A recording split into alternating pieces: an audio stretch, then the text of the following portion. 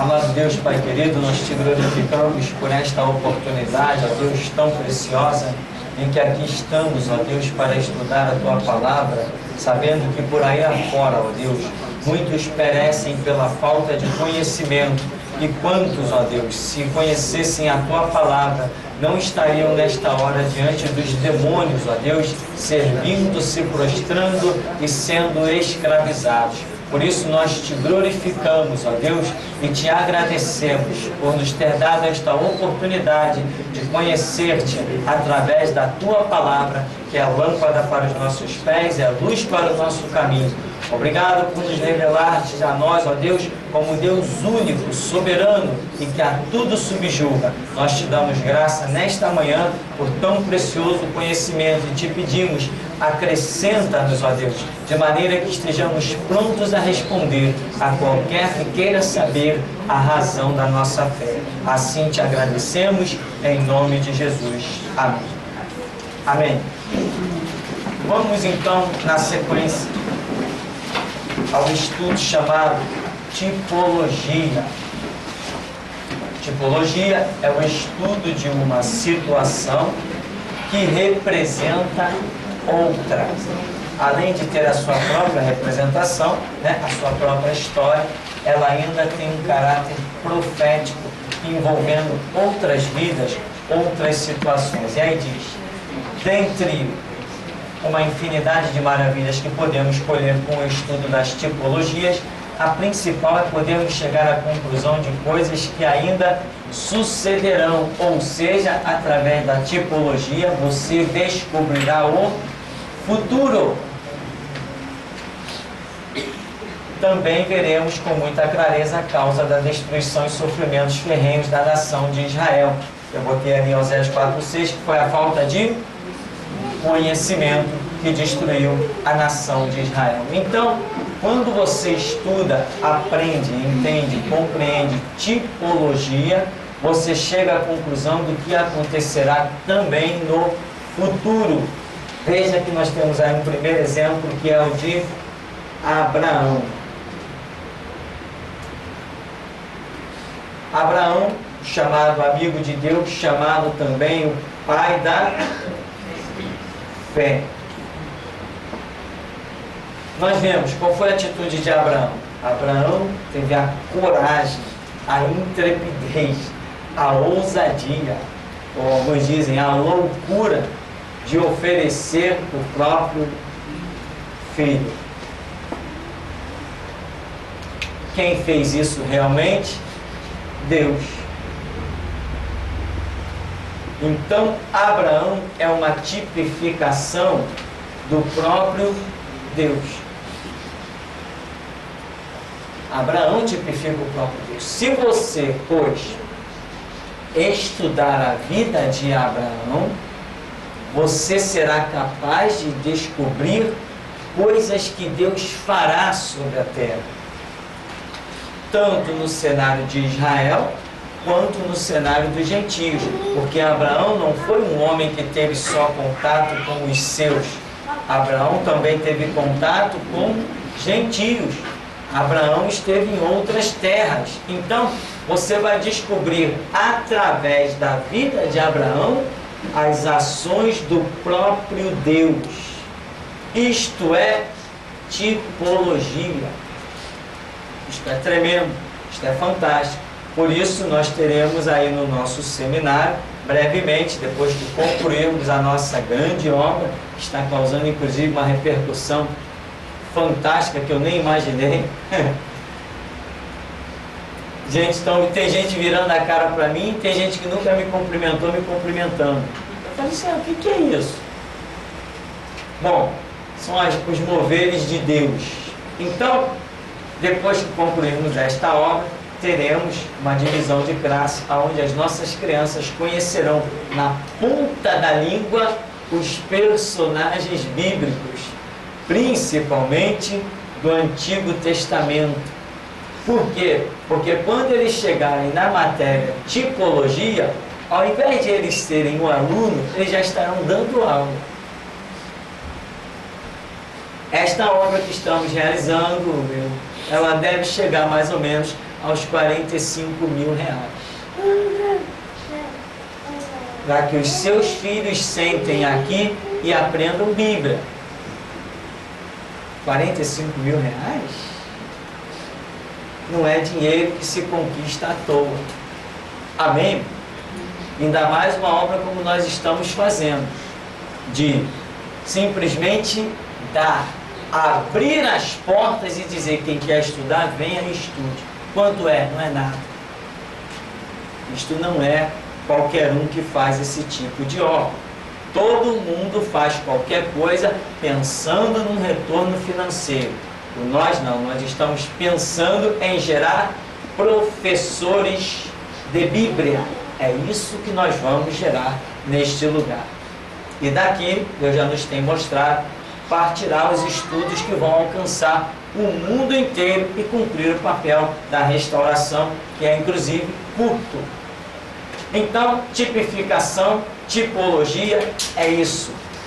Abraão ofereceu o próprio filho, ele teve aquela disposição e ele ia, pois a Bíblia dá testemunho dizendo que ele ia matar o filho. Ele chegou a levantar o seu machado, o seu cutelo, e o anjo bradou: Abraão. E ele: eis-me aqui, Senhor, não faças mal ao menino, porque eu bem sei que tu me temes. Então, toda a vida de Abraão vai tipificar ações de Deus sobre a terra. Então, se você estiver estudando a vida de Abraão e ver ali alguma coisa que Deus ainda não fez, pode esperar que ele fará. Existe o cenário judaico e existe o cenário gentio. Você tem que detectar isso, se a ação será sobre a nação de Israel ou se a ação será sobre a igreja. Discerniu isso, você vai ver que a tipificação, a tipologia vai se enquadrar perfeitamente. Só essa introdução, nós temos ainda outros personagens que vão falando cada vez mais poderosamente. Temos José. José, sempre que nós estudamos teologia, chamamos de José de o tipo perfeito de Cristo. José, ele tipifica muito detalhadamente o próprio Cristo. Aí temos algumas poucas colocações que eu botei aí. Ele foi invejado pelos irmãos. Não foi isso que aconteceu com José? E a Bíblia diz que Jesus foi entregue para ser crucificado por inveja. Ele foi vendido por preço de escravo. Não foi isso que fizeram com José? Vendeu por preço de escravo. Não foi a mesma coisa que fizeram com Jesus? Vendido por preço de um escravo. Foi traído pelos seus irmãos. Não foi isso com José? Não foi isso com Jesus? Foi. Os judeus não eram irmãos de Jesus? O próprio Judas, irmãos, geneticamente falando, Jesus Cristo não era judeu? Foi entregue nas mãos de um povo estranho para darem a sentença final dele. Pegaram José e entregaram a uma caravana de midianitas. Pegaram Jesus e entregaram aos romanos. Revelou-se segunda vez para livrar e perdoar. Quando a fome veio, quando a escassez veio em Canaã, e eles não tinham aonde recorrer, aonde que eles foram parar? No Egito, aonde José estava já como governador. Aí José mata a fome dos seus irmãos e se revela: eu sou aquele que vocês venderam, bateram, espancaram, humilharam. Eu sou aquele. E eu estou dando aqui agora o livramento para vocês. Vai lá, o pai está vivo? Tá? Chama o pai, chama todo mundo, traz todo mundo para habitar aonde? Em Gósen. O que é Gósen? A melhor terra do Egito. Amém? Gósen é a melhor terra do Egito. A Bíblia diz que os israelitas foram habitar em Gósen, que era a melhor terra do Egito, dada por que José conseguiu, junto a Faraó, dar esta melhor terra para o seu povo. Então, depois de tudo aquilo, depois de todos aqueles anos em que José fica longe dos seus irmãos, ele se manifesta pela segunda vez. Ora, se eu estou dizendo que ele está tipificando Cristo, então significa que Cristo vai se manifestar aos judeus pela segunda vez. Isto ainda não aconteceu. Então eu estou provando, estou dizendo, estou afirmando que tipologia pode te revelar inclusive o futuro. Nós sabemos, nós encontramos outros textos na Escritura que dizem que Jesus Cristo voltará a segunda vez. Isso, puxa vida, isso aí é tanto texto, eu acho que o Novo Testamento o que mais trata é dessa segunda vinda de Cristo. Porém, lá pela tipologia, eu estou tendo mais uma confirmação de que Jesus Cristo se manifestará a segunda vez. Para quem? Para os judeus. Amém? Jesus Cristo não se manifestará para a igreja. A igreja tem que agir exclusivamente por fé. Fé é você ter atitudes fundamentadas em coisas que você não vê. Esta é a missão da igreja, andar por fé. Amém? Os judeus são um povo que sempre quiseram ver para crer. Nos mostra um sinal. Ah, se o Senhor for comigo, se o Senhor me fizer prosperar, então eu te darei o dízimo. Não foi isso que Jacó disse? Né? Então, os judeus sempre quiseram andar por vista. E assim, eles hoje não creem nesse Messias que nós cremos pela fé. A menos, a nação como um todo não. Nós temos judeus convertidos, graças a Deus, que vivem pela fé. São chamados judeus messiânicos. Mas a manifestação palpável, vamos assim dizer, de Cristo, né? Palpável é a manifestação real, a manifestação visível, essa é a palavra certa. A manifestação visível de Cristo não é para a igreja, é para os judeus. Mas você vê muito crente dizendo assim: ah, quando Jesus voltar, né? Que bom que vai ser, né? Lá, se tu estiver aí não vai ser nada de bom. Porque a igreja tem que sair primeiro pelo arrebatamento. A manifestação de Jesus Cristo é para os judeus. Ele veio a primeira vez, manifestou-se para quem? Para os judeus. Viveu entre eles. E agora ele voltará a segunda vez e vai manifestar-se aos judeus. E vai de novo viver entre eles, vai reinar entre eles, como José reinou entre eles lá no Egito. Então, a segunda manifestação de Cristo está profetizada na tipologia que está relacionada com a vida de José. Então, a tipologia te permite detectar também o futuro. Alguma pergunta? Alguém quer conhecer José? Nós temos um outro personagem. Esse, eu particularmente, para mim, é muito interessante. Moisés. Moisés também tipifica Cristo. Temos algumas coisas que anotamos aí. Criado no meio de uma geração corrompida. Não foi isso que aconteceu com Moisés? Não foi isso que aconteceu com Jesus? O sentido do nome. O sentido do nome de Moisés é intrigante, porque seria tipo tirado das águas, né? Tirado das águas. O sentido do nome de Jesus é eu sou, né? Não, eu sou não. Eu sou já é traduzido por Jeová é a salvação. Existem algumas controvérsias ou outras opiniões sobre essas traduções do hebraico e tal, mas de um modo geral, Jeová é a salvação. Esse Jeová aqui poderia ainda ser traduzido pelo próprio eu sou. É aí que os judeus ficam revoltados. Porque como é que é? E ele se apresenta. Muita gente tinha o nome Jesus. O nome Jesus era comum.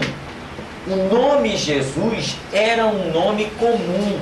Muita gente se chamava Jesus, mas ninguém se dizia ser o Messias. Nenhum desses, mesmo se chamando Jesus, ou tendo o nome como interpretado, Jeová é a salvação, ou eu sou a salvação, porque Deus houve uma manifestação a Moisés que disse, né? Eu sou o que sou. E o que aparece lá é Jeová. Então, ninguém ousava fazer o que Jesus fazia, nem dizer o que Jesus dizia, nem arrebanhar uma multidão. E Jesus deixou muito claro, muitas vezes, que ele era o Messias. E ele se comportou como tal, ele aceitou ter discípulos.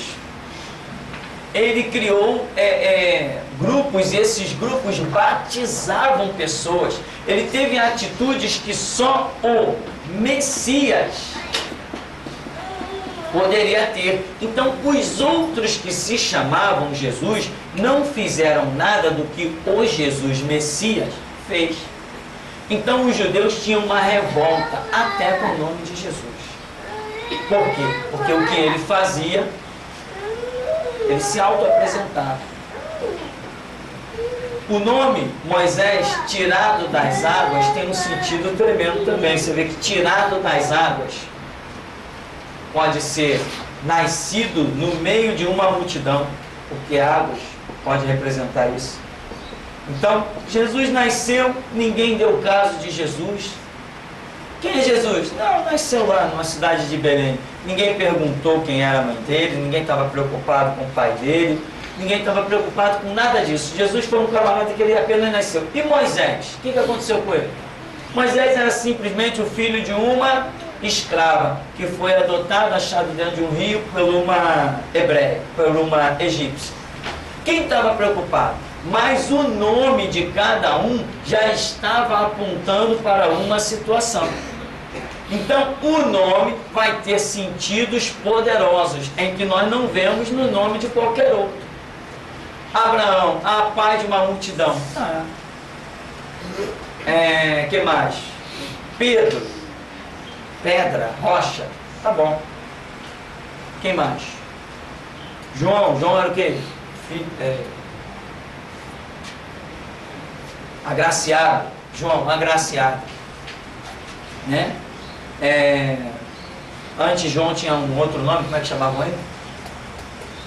Filho do trovão, como é que era aquele nome? Boanerges, filho do trovão. Tá bom, filho do trovão. Agora, Messias, tirado das águas, embora para muitos não tivesse sentido, para nós que caminhamos dentro do fator espiritual, tem muito sentido. Liberta o povo da escravidão.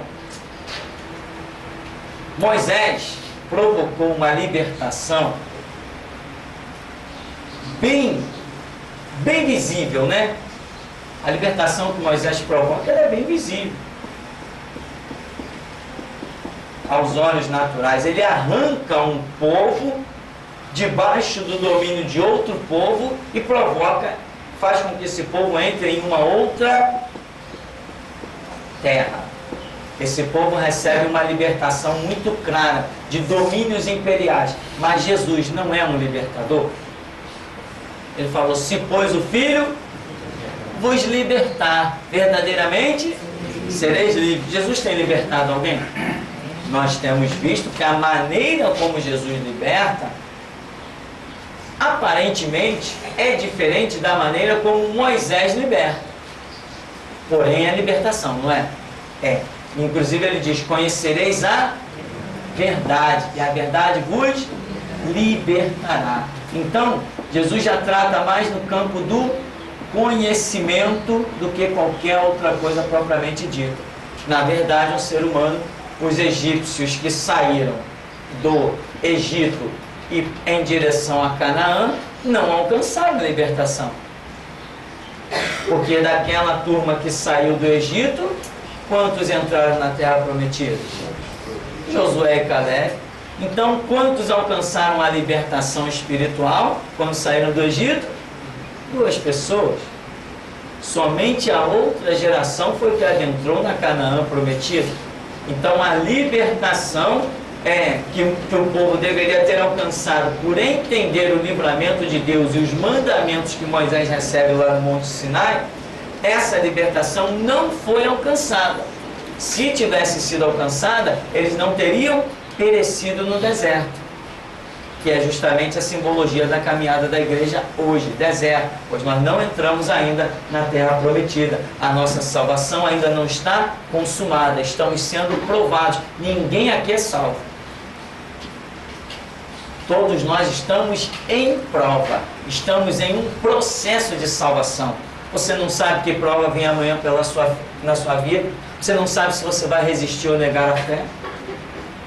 Ah, eu sou salvo, quero ver amanhã. Amanhã que você vai me dizer se você é salvo. Depois de amanhã vem o depois de amanhã. Vem a semana que vem. O dia que você negar, meu irmão, porque a Bíblia diz ser fiel até a morte, e dar-te-ei a coroa da vida. Então ninguém aqui é salvo. Esse negócio, estou na igreja, sou salvo, tem até Bíblia. Daí, o diabo leu Bíblia para Jesus, né? Deve ter lido. Peraí, está escrito aqui, ó. Lança-te daqui abaixo. Então isso aí não garante salvação. Salvação somente quando nós sairmos deste tabernáculo e adentrarmos o reino de Deus. Ali sim a salvação estará consumada. Então, a libertação que Moisés propõe, ela alcançou 2 pessoas, porque o entendimento, o conhecimento deles não funcionou. Inclusive, bom era ficarmos no Egito, os melões do Egito, as cebolas do Egito, ou seja, o desejo das coisas passadas. Jesus vem trazendo uma libertação que abrange muito mais os fatores espirituais, que não nos tira visivelmente do meio de uma nação, embora tenhamos saído, porque Jesus falou assim, vós não sois do mundo, como eu do mundo não sou.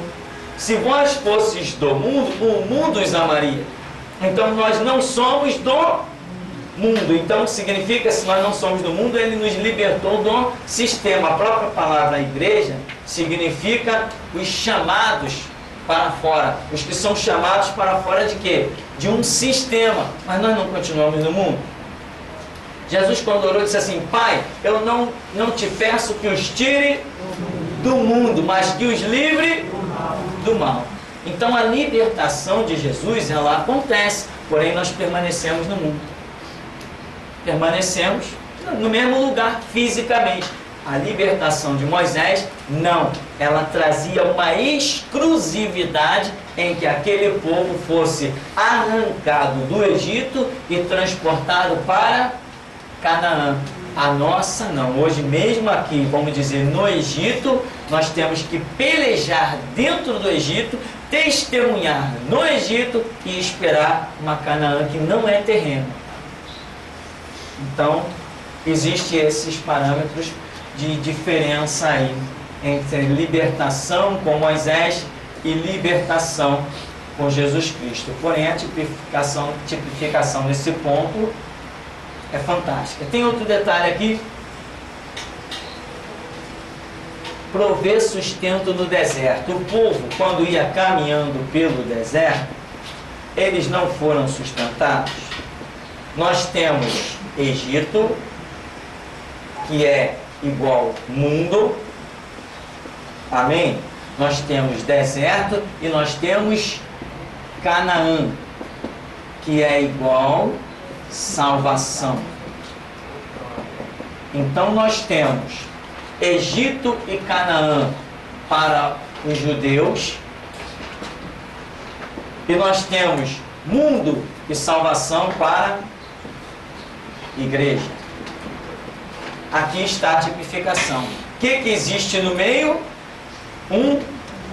É deserto para um e deserto para outro. Assim como Israel atravessou um deserto, hoje a igreja espiritualmente está atravessando um deserto.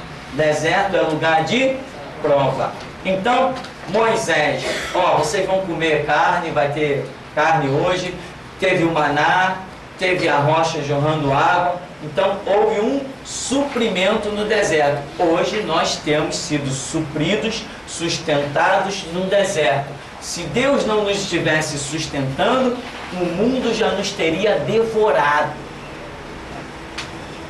O mundo já teria acabado conosco. Você lembra da declaração do camarada lá? Eu sou delegado, eu sou espírita. Eu que armei para você. Pois bem, nem delegado nos detém. Por aí você vê o quanto nós somos sustentados, em que eu já gravei dezenas de vídeos, já escrevi 2 livros e menciono tudo detalhadamente, zombando e escarnecendo, porque não tem delegado, nem traficante me para que dirá delegado. Força maior eu reconheço nos traficantes, não em delegado. Então, nem eles nos detêm, porque estamos sendo sustentados num deserto. A nação de Israel foi destruída no deserto? Tinha inimigos à volta? Tinha perigo de tudo que é jeito? Tinha fome, escassez de água, tinha tudo isso, mas eles tinham condições de atravessar. Deus era a nuvem de dia, era a coluna de fogo de noite. Se foi com eles, é conosco que acabou a história. Isto é tipificação, tipologia. Exatamente o trajeto dos judeus pelo deserto é hoje o trajeto da igreja pelo mesmo deserto. Cabe nós entendermos. Portanto, se Deus teve condição de colocar Josué e Caleb dentro da terra prometida, Ele tem condições de colocar a mim também. Só depende de mim. Então, o meu futuro já está escrito. Se eu crer, eu verei a glória de Deus.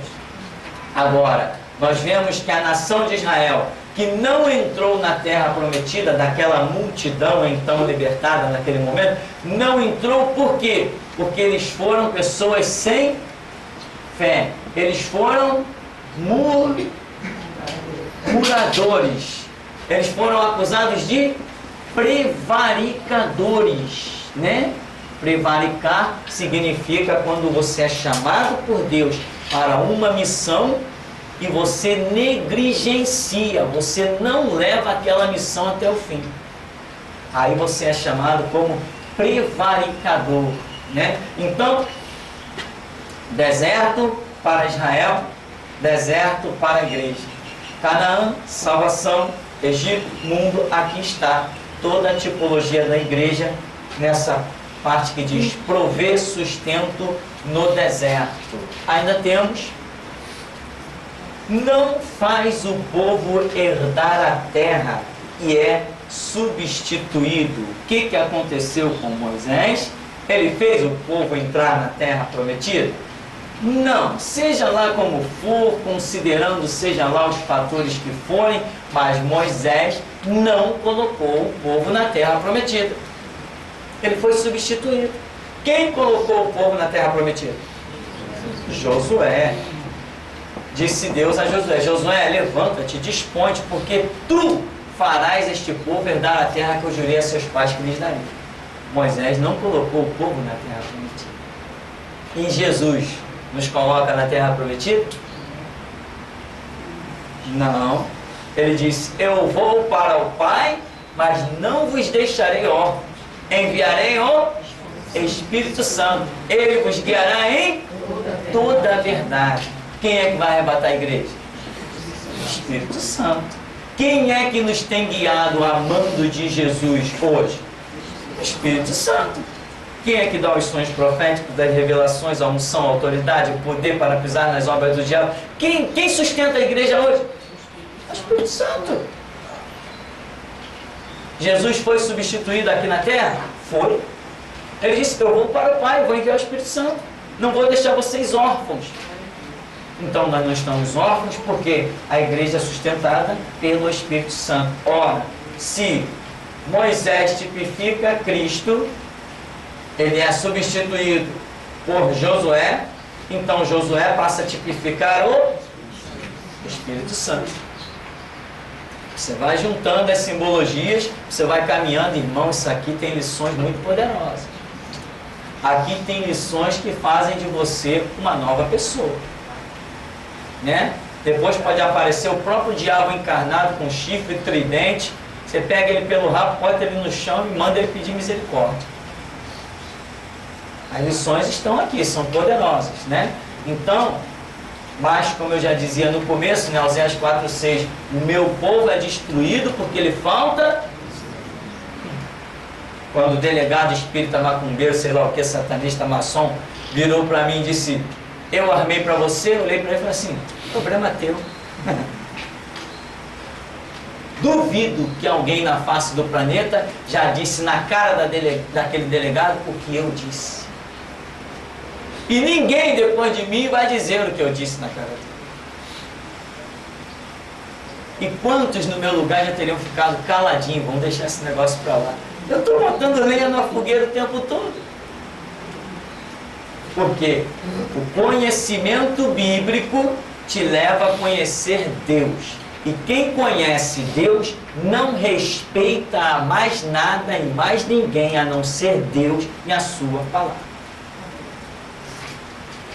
Então, Jesus não nos colocou na terra prometida, mas ele iniciou a obra. Amém? Moisés iniciou a obra. Moisés foi o enviado ao Egito. Jesus Cristo foi o enviado ao mundo. Josué não foi enviado ao Egito, ele já nasceu no Egito, né? Mas o Espírito Santo substitui Jesus, Josué substitui Moisés, a tipologia vai grudar novamente. Aí nós temos, foi arrebatado. Bom, esse detalhe aí, que muita gente questiona, né? Mas vamos caminhando. Por quê? Nós vemos que Moisés, Deus disse assim, Moisés, tu negligenciaste lá na questão das águas e você não me santificou ordenando a rocha, né? Moisés feriu a rocha quantas vezes? 2 vezes. E Deus disse apenas ordena, né? Ou seja, algumas palavras dizem assim, fala a rocha para que dê água. O povo está tão com sede, tão com sede. Moisés tinha que chegar e dizer assim, rocha, dê água, cruzar os braços e esperar. Ele não. O povo irrita Moisés. Estou com sede e tal, e aquela loucura ali. Moisés, vocês querem água, seus rebeldes? Pega o cajado e bate na rocha. E aquela rocha está tipificando Cristo. Deus honra a sua palavra, dá água, mata a sede do povo, mata a sede do gado. Depois que está todo mundo saciado, Deus diz assim, Moisés, chega aí, quero bater um papo contigo. Assim ou não, está tudo certo, a rocha deu água, o povo está saciado, está tudo tranquilo. Mas chega aí, eu quero bater um papo. Não, senhor, está tudo legal, está tudo numa boa. Tá, Moisés, mas vem cá, eu quero bater um papo contigo. O que eu te falei? Fala a rocha. Quem te mandou bater na rocha? Senhor, mas ficou tudo bem, né? Não ficou tudo bem para mim. Você feriu a minha tipologia. Você estragou a minha tipologia. Portanto, tu não entrarás na terra. Mas, Senhor, quantas vezes Moisés orou? 3 vezes. O que Deus disse para ele? Não me toques mais nesse assunto, está encerrado. Então, foi arrebatado. Bom, quando Moisés vai chegando a hora, Deus diz assim, Moisés, sobe ao monte, e lá ele sobe. Olha a terra que eu prometi. Aí Moisés olha aquela coisa maravilhosa, quer dizer, Deus, foi a última tortura de Deus, né? Você tem que pagar alguma coisa, Moisés. Olha a terra, que maravilha, viu? Agora é daí mesmo, velho. Moisés some. No que Moisés some, ele some. O povo procura por Moisés, abaixa o som. O povo procura por Moisés 3 meses, parece. Eu não sei quanto tempo procura por Moisés, eu não me lembro. E não acha Moisés. Moisés sumiu. Aí rodaram, Moisés sumiu. Aí o escritor de Deuteronômio diz assim: ah, ninguém achou Moisés porque Deus sepultou Moisés. Ele escreveu porque ele quis escrever. O problema dele. Ele concluiu lá, Deus sepultou Moisés. Só que quando nós vemos em Mateus 17, no Monte da Transfiguração, nós passamos a ter uma ideia diferente. Nós passamos a compreender que, na verdade, Moisés não foi sepultado por Deus nenhum. Moisés foi arrebatado, gerando mais uma vez a confirmação da tipificação com Jesus Cristo, que também foi arrebatado. Lá no Monte da Transfiguração nós vemos aparecer Elias e Moisés. A própria Bíblia declara com todas as letras que Elias, ele foi arrebatado numa carruagem de fogo. Então ele se encontra numa posição diferente das que estão hoje as pessoas que morreram e foram para o paraíso, como por exemplo Pedro, Paulo, Tiago, João, Estevão, Alfeu, Bartolomeu, todos os grandes homens que morreram, Adão, Abel, todo mundo que morreu está no paraíso, que não é um estágio final. O paraíso é uma situação intermediária, ainda não é a definição dos salvos. Porém, Elias, Moisés e, creio eu, por ter sido arrebatado também o próprio Enoque, que a Bíblia fala, Elias, Moisés e Enoque, esses já estão numa posição diferente. Eles não estão no local intermediário do paraíso. Eles já herdaram algo acima disso. Caminharam com Deus de tal maneira que a Bíblia diz a respeito de Enoque que agradara a Deus. Portanto, Deus o tomou porque ele agradou muito a Deus. Então ele já passou por todos os processos e já está diante de Deus. O que nós vemos de glória manifesta ali no Monte da Transfiguração com Moisés e Elias é muito tremendo. De maneira que nós concluímos que Moisés também teve seu corpo totalmente transformado e já habita no que nós chamamos de glória de Deus. Então, para mim, tem inclusive um estudo aí chamado O Arrebatamento de Moisés. Para mim, Moisés foi arrebatado e não morreu, não está sepultado em parte alguma. Aí vem aqueles mais sábios, né? Não. Deus sepultou e escondeu o corpo de Moisés, que era para o povo de Israel não adorar. Aí fica por conta de Hollywood. Eu prefiro ter os pés um pouco mais firmes. Então, o que diz aqui? Pré-anunciado pelo céu. Quando Jesus Cristo nasceu, teve uma estrela, não teve? Que anunciou Jesus. Depois apareceu um coral de anjos cantando glória a Deus nas alturas, falaram com os pastores no campo e tal. Quando Moisés nasceu, também apareceu uma estrela no céu. Historiadores colocam a seguinte situação: que a nação de Israel lá estava crescendo muito crescimento na nação de Israel, nos escravos, né?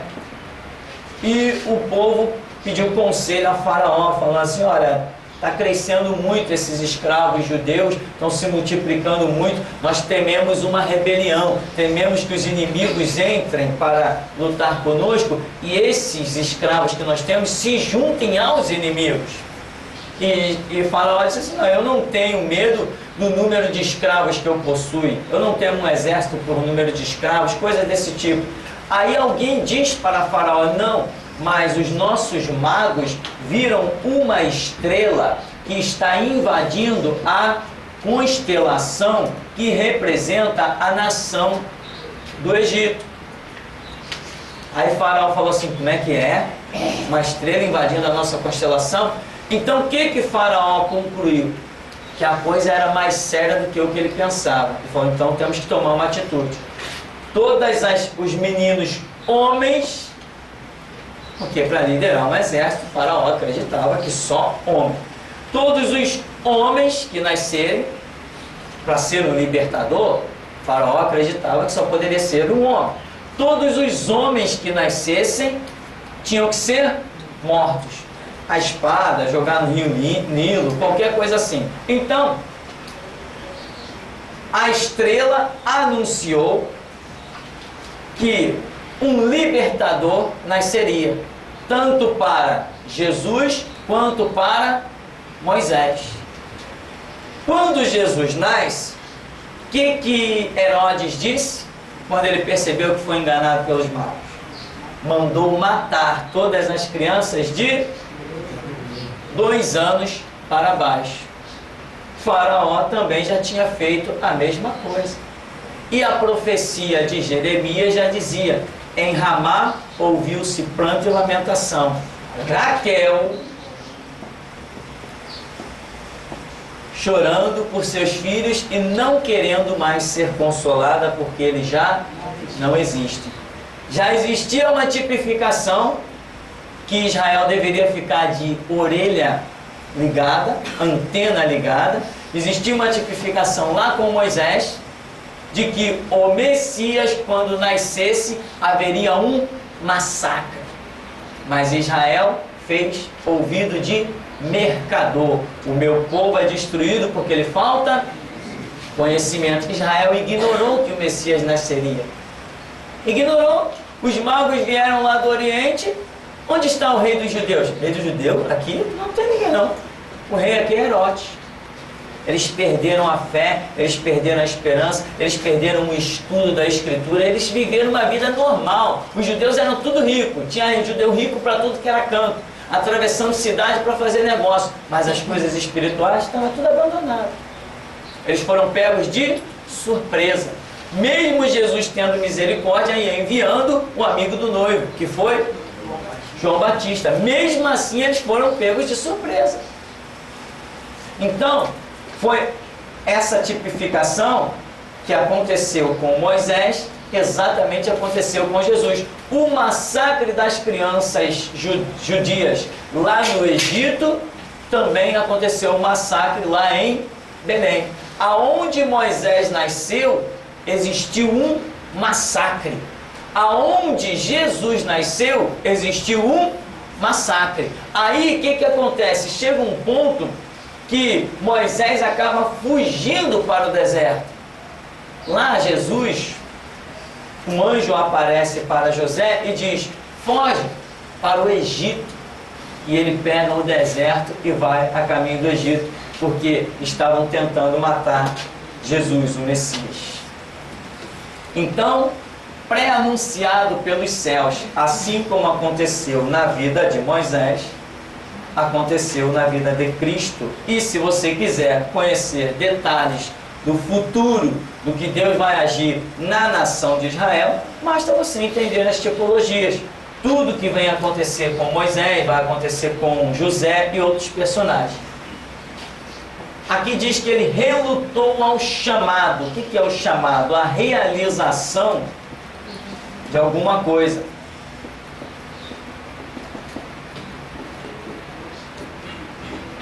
Moisés, quando foi chamado, ele relutou. Não, Senhor, manda meu irmão. Não, Senhor, quem eu vou dizer que me enviou? Não é o teu nome. Não, Senhor, não. Ficou aquilo até que a Bíblia diz que Deus se irou contra Moisés. Quem fez a boca? Né? Deus se ira contra Moisés, porque está havendo uma relutância da parte de Moisés para com o chamado, o enviar de Deus para com ele. Com Jesus Cristo, nós também identificamos essa relutância. Lá onde? No Getsemane, quando Jesus está, Pai, eu sei que tudo te é possível, passa de mim este cálice. Ele está relutando. Ele tem conhecimento do cálice que ele tem a beber, mas ele está pedindo para que o cálice seja afastado. É uma relutância. E quantas vezes ele orou? 3 vezes? Me parece que foi isso. 3 vezes ele ora e ele entra em profunda angústia, em que a Bíblia diz que ele chega a suar, transpirar sangue. Uma angústia muito profunda. Então Jesus está ali numa relutância. E foi lá e voltou, orou de novo. Pai, eu sei que tudo te é possível. Passa de mim esse cálice. E aquela angústia, aquela guerra. Até que ele diz, não seja feita a minha vontade, mas a tua. Então essa relutância de Jesus também já tinha sido tipificada pela relutância de Moisés. Encontra resistência para libertar. Essa tipificação também, infelizmente, ela é terrível, mas é real. Moisés chega lá e não foi tudo mar de rosas. Vim aqui libertar vocês. Tá, libertar como? Tem um domínio, tem um império dominando sobre a nação, sobre o povo. O próprio povo está incrédulo, o próprio povo está acomodado. O povo está ali no Egito comendo bem. Pelo menos é o que eles dizem no deserto. Olha, nós tínhamos melões, nós tínhamos carne no Egito, nós tínhamos as cebolas, nós tínhamos os pepinos, tudo isso a Bíblia diz que eles mencionam dizendo que tinha. Mas eles eram escravos. Hoje, Jesus não encontra a mesma resistência para libertar. O cara é rico, o cara tem dinheiro, o cara tem carro, o cara tem casa, o cara tem tudo. Ele pensa que tem Deus. Ele não entende que ele é escravo. Ele não percebeu que ele é escravo. Porque Jesus disse, conhecereis a verdade vos libertará.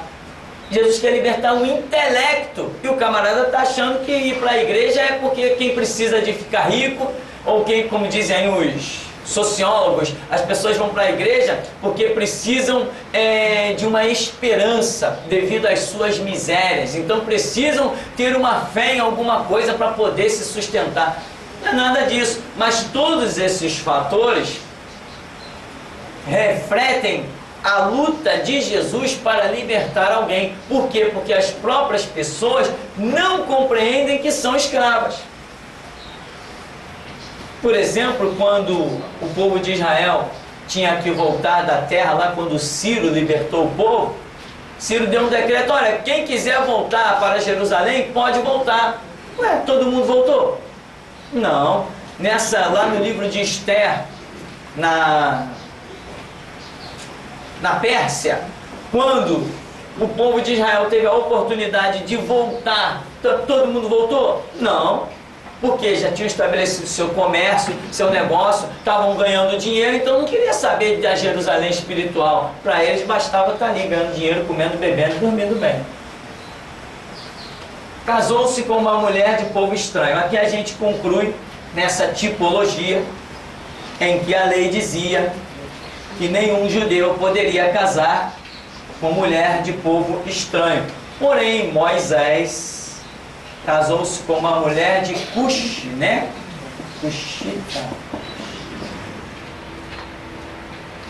Então, Miriam, lembra de Miriam? Irmã de Moisés. Miriam falou contra Moisés. Miriam e Arão, né? Falou contra Moisés. Inclusive, mas você não é só profeta, não. Deixa eu falar com a gente também. Isso é muito ousadia. Isso é muita ousadia, gente. Isso é muita ousadia. Que diferença faz? Se todo mundo é profeta, esse argumento para se usar, isso prova a loucura de Miriam. Ela está completamente fora da razão. Isso não é argumento para afrontar ninguém. Ah, Deus fala comigo também. E daí? Então vive a sua vida, segue seu caminho que Deus fala contigo. O argumento de Miriam é muito louco, na minha opinião. Então Moisés casou-se com essa mulher, gentia, logicamente. Inclusive, quando Israel saiu do Egito, ele carregou uma multidão de gentios. Porque muita gente viu os sinais do Deus dos hebreus e falou, não, eu vou com esse Deus, eu vou com esse povo, eu vou com essa multidão. Muita gente foi no meio da nação de Israel. Então, Moisés casou-se com uma mulher gentia, estranha, que não, em princípio, né, não fazia parte do DNA dos judeus, mas pelo jeito devia ser alguém que se converteu à fé judaica. Senão Moisés não ia casar com ela. Foi criticado, deu aquele problema todo, mas na verdade Moisés, tipificando Cristo, casando-se com uma mulher gentia, representava o próprio Jesus, que iria alcançar a igreja, porque mulher é símbolo da igreja. Então Deus já estava deixando tipificado por Moisés que a nação de Israel ia perder os seus privilégios e que Deus ia alcançar uma outra mulher chamada igreja. Miriam, Arão não conheciam a simbologia, né? Preferiram falar do que não sabiam, pagaram um preço muito alto. Então, casou-se com mulher de povo estranho. E aqui termina as simbologias de Moisés, e nós vamos dar um tempinho, e já já a gente volta.